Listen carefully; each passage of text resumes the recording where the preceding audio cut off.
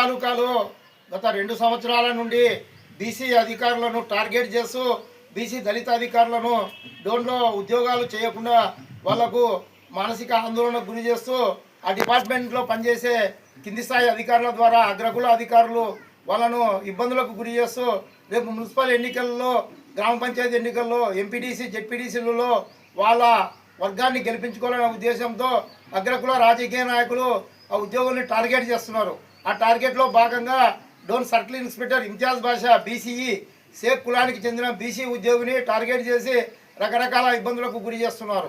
రెండోది Dhone municipal commissioner Prasad Goud ఆయన వచ్చిన తర్వాత పార్టీలకు అతీతంగా కులమతాలకు అతీతంగా పేద ప్రజలకు తర్వాత పట్టణ ప్రాంతంలో పారిశుద్ధ్యము త్రాగునీరు సాగునీరు తర్వాత విద్యుత్ శక్తి సంక్షేమ పథకాల్లో జిల్లాకి ఆదర్శంగా పనిచేస్తుంటే ఆయనను టార్గెట్ చేసి ఆయనను ఇబ్బందులకు గురి చేస్తున్నారు.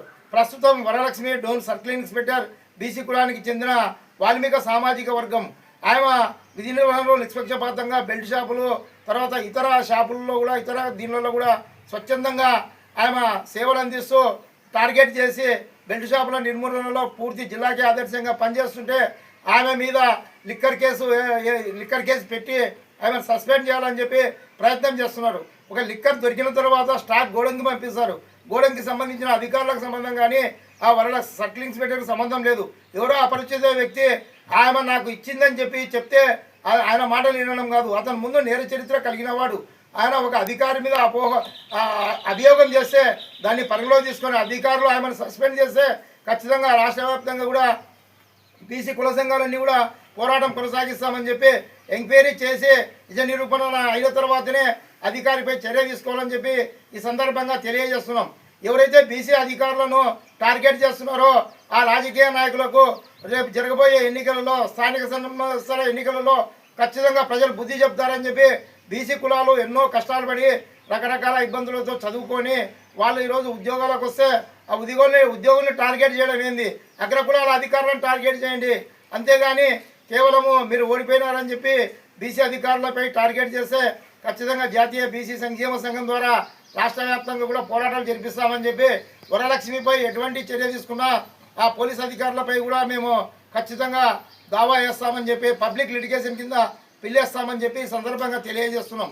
ఎవరో ఒక వ్యక్తి వచ్చి దొరికి ఆమె సీఐ ఇచ్చిందన్నంత మాత్రాన ఆమె మీద చర్య తీసుకోవడం అనేది ఇది దుర్మార్గమైన చర్య.